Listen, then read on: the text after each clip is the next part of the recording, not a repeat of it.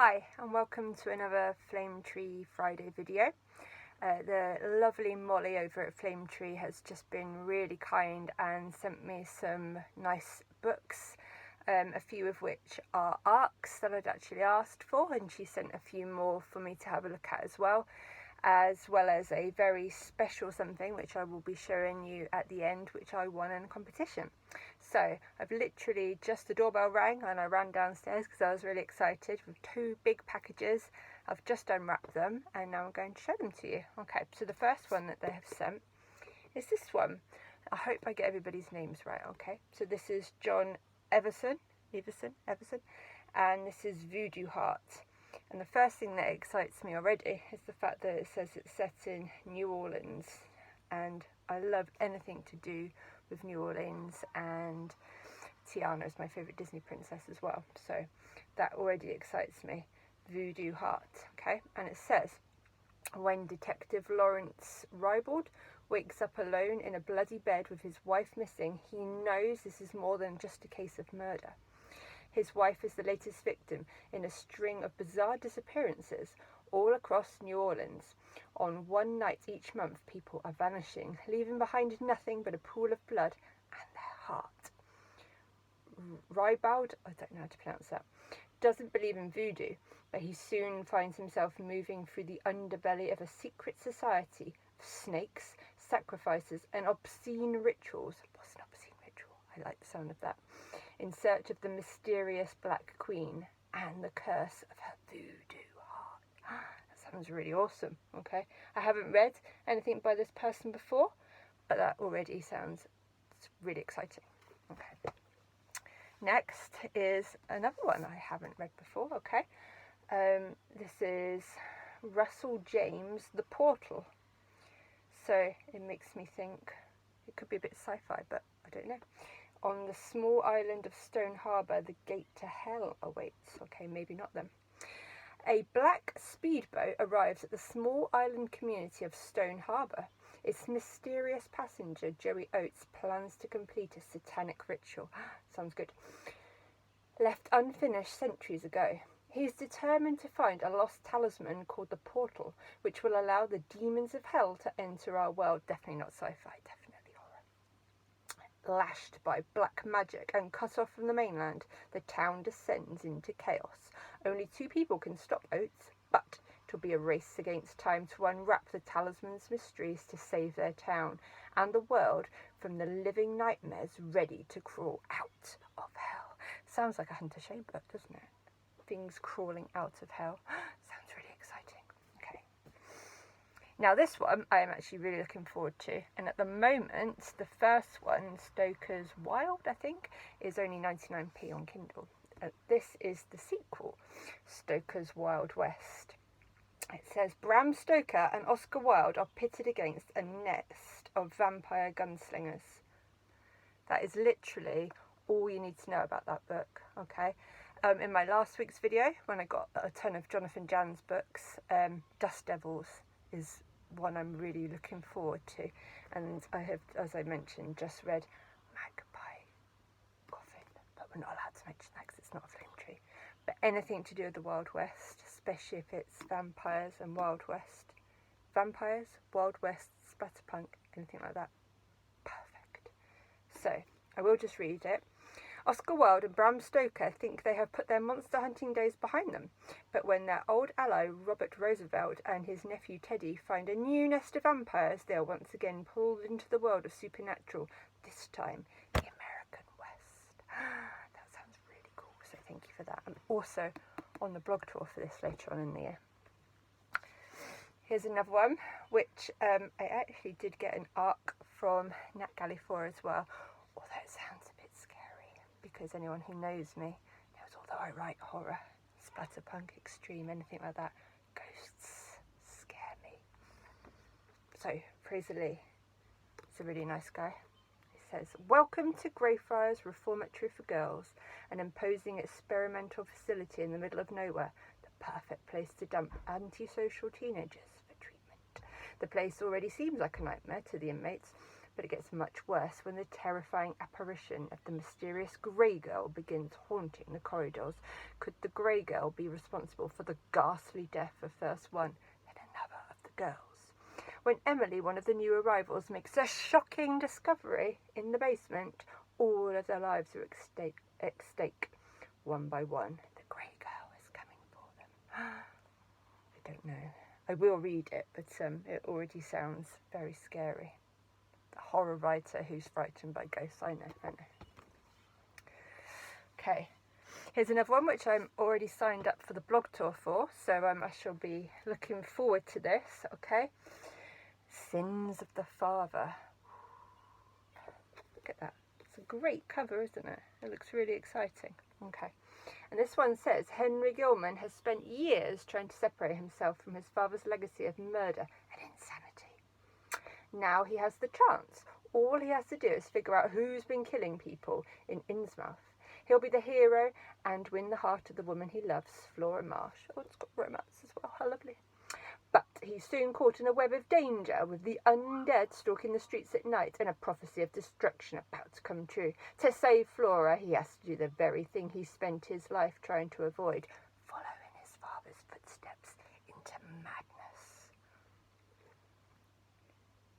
Evil never dies. Sounds pretty good as well. So it's another one I've already signed up for the blog tour for. I kind of have been putting my reviewing on hold a little bit to do some of my own writing. 3 things out this week, just saying. But also I do still review a lot of the Flame Tree stuff, and a lot of the writers are personal friends of mine as well, so it seems only too fair that I would read their stuff so I can help in the reviews. Okay, so that looks awesome. Okay, now here's some extra special ones. Okay, the first 2, which I'm very excited about. I have actually read the digital arcs. I've got ebooks of them, but now to add to my Flame Tree shelf, I've got the physical books as well, so thank you, Molly. Everybody knows I love Hunter Shea. And this book. If you've never read a Hunter Shea before, first of all, shame on you, what have you been doing? But secondly, read this. It is so good. So good. 10 out of 10.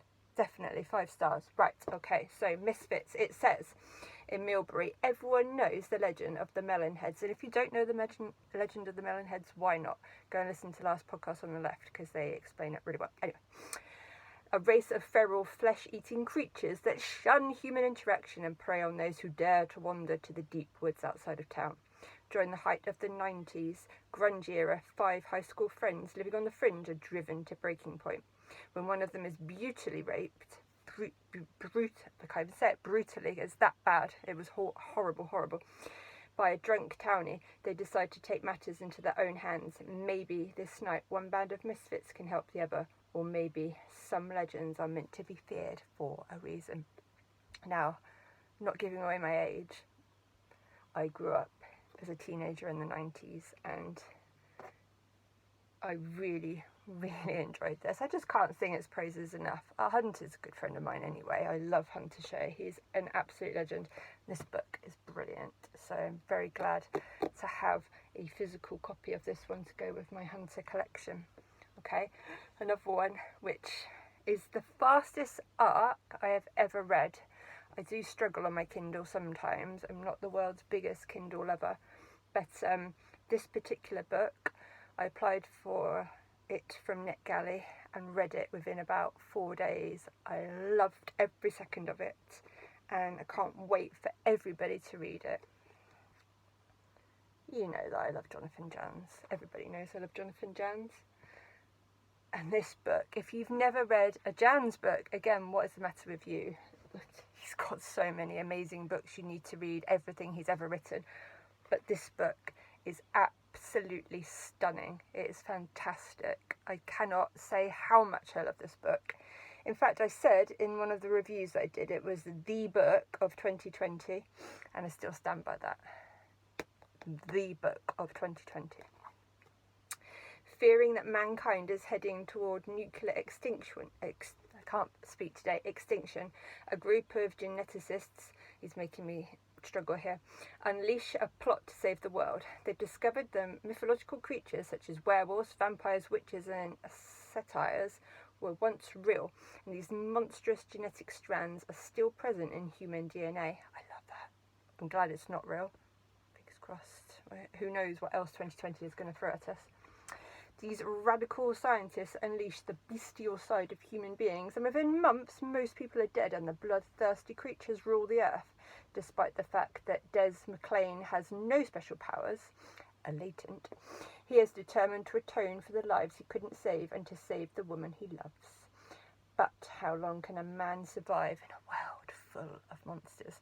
Now, I'm not clever enough to know how to say to you, check the link below and go back on my blog for interviews and extracts and readings and things, which Jonathan's been lovely enough to send me, but they're on there. Okay, so if you look at my blog, I have got several interviews with Jonathan about the Raven, an extract, an entire chapter on there, and a couple of videos that I've linked as well, because he is amazing and this book is fantastic.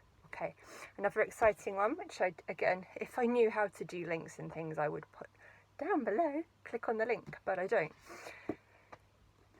This Mark Morris is lovely. He is such a nice guy, he really is, and he is also amazing at writing and editing books, and this has got some absolutely outstanding people in it. Ramsey Campbell, Grady Hendrix, Tim Lebbon, Laura Purcell, CJ Tudor, Stephen Volk, just some of the amazing writers in this book. And I have read a few of them because I've interviewed a few of the people on here, and I've already said that ghosts scare me, and the most scary man in the entire world is Stephen Volk.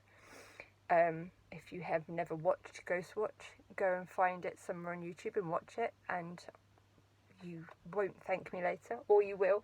But when I read this one, it still sent shivers down my spine. So Stephen Volk is still the person who has scared me the most in the world. Doesn't it look beautiful as well?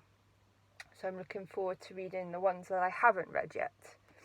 CJ Tudor's was another one which was completely different to anything I've read of hers before. So I'm really excited to read the other ones. Grady Hendrix's as well was really good. I've already read that one because I love Grady Hendrix. Okay, so those are the arcs, some of which I have already read, but I'm very pleased to have the physical copies now so that they can go on my Flame Tree shelf. And then I've got two other very special things that have finally arrived, because poor old Flame Tree, not only have they obviously not been in the offices because of COVID, when they got back to the offices they then had a massive flood and loads of the stock got destroyed, which was of course heartbreaking.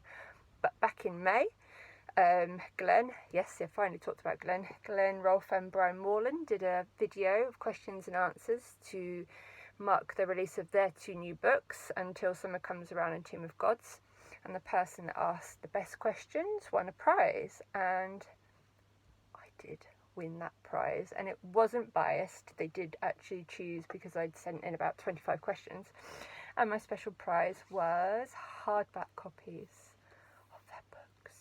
Beautiful, wonderful hardback copies. Everybody who knows me, I don't even hide the fact that Glenn is my favourite writer ever. He is just amazing, and this book is just phenomenal. Absolutely phenomenal, and you all need to go and buy it now. If you don't buy anything else, you need to buy this book because it's brilliant. Glenn is brilliant, and it will go nicely with my other copy up there. I've got it on ebook as well, so I've got all three: paperback, hardback and ebook. I told you I was a big fan. Okay, and then the other one is this, which again is such a good book, and Brian Melon is such a wonderful person. He's recently read some of my own work and given me some amazing feedback, which I absolutely treasure. And now I've got the hardback and paperback of this beautiful book as well, so it will look ever so nice. And then finally they sent, because Flame Tree don't just sell books, they also sell all kinds of other things like notebooks and calendars and beautiful things. And as a thank you for doing this kind of thing and keep promoting them. Molly sent me an absolutely beautiful notebook. I mean, that is absolutely stunning. Look at that. Absolutely gorgeous. And I have just started a novella, which I keep needing to make notes on. So I shall be using this to write my notes for that, because it is absolutely gorgeous. So yes, Flame Tree have sent me lots of stuff and I am extremely grateful. And yes, this is a Flame Tree Friday video. So of course I want you to go and buy all their things, because they are an amazing press. And they just so happen to print my 3 favourite authors, Glenn, Jonathan and Hunter. So I recommend that you go and buy all the books that they've ever written. And this one especially, because it is just beautiful and such an amazing story. And I could just waffle on in an entire video about Glenn and Glenn's books, and one day I probably will. Okay, so thank you very much, Flame Tree. Thank you everybody for watching. I hope I haven't bored you too much, and have a great Friday. Thank you.